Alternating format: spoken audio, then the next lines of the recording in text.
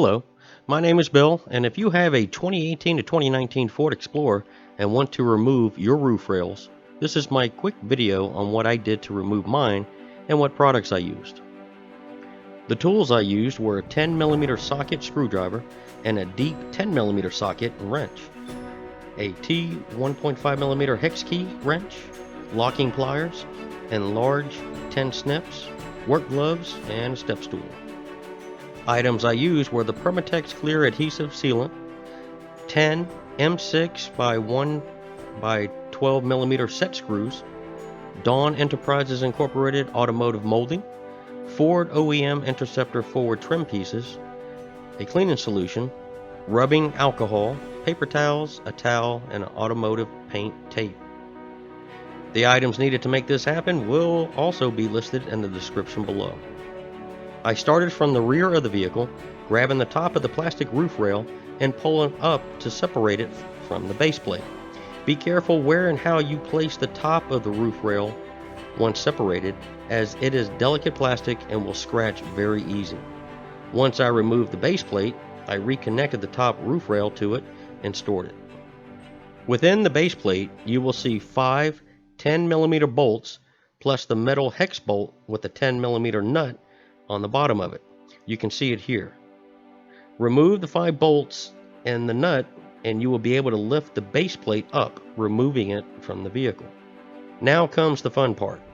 I recommend that you screw in the 5 bolts again about halfway and begin cleaning the area where the base plate was installed. Use a cleaning product and ensure it is clean. Once cleaned, use rubbing alcohol where the molding will be placed. When this was drying, I began on the passenger side.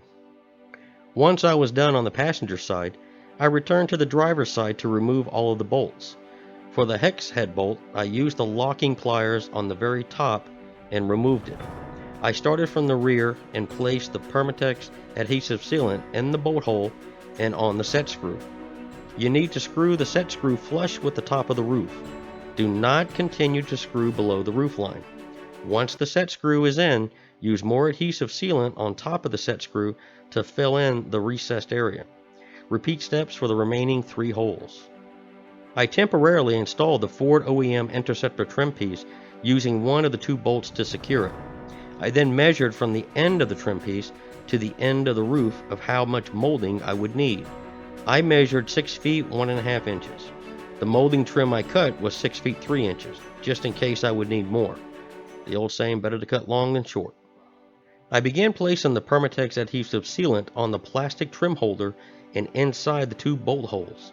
I was not conservative at all on the amount used on the plastic trim holder. I installed the OEM interior trim piece connecting the front portion and lined up the 2 bolt holes. I placed sealant on the actual bolt shafts prior to bolting them in as well. Once done, I moved the already measured molding piece, laying it next to the area where it would be installed. This is heavy molding material, so try to ensure it does not fall off your vehicle while placing it on, as the weight could shift the portion you have laid down so far. I started from the front, working my way to the rear, only putting approximately a foot down at a time. Ensure you properly line it up so it ends up looking like it came from the factory. Once I reached the rear, I cut the excess molding off. My measurement was sound at 6 feet 1.5 inches. I then began taping everything down. I used long sockets, stretching the tape over them to place pressure on the molding. I then repeated my steps for the passenger side.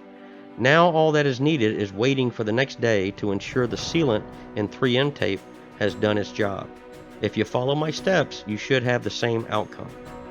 I hope this video helps. Tell me what you think in the comment section and ask any questions regarding the project. Eco Hell is the name of my Explorer Sport, and she is modded from top to bottom. If you have any questions regarding the mods I have, feel free to ask in the comment section or email me at the address in the description below. Happy modding and stay safe.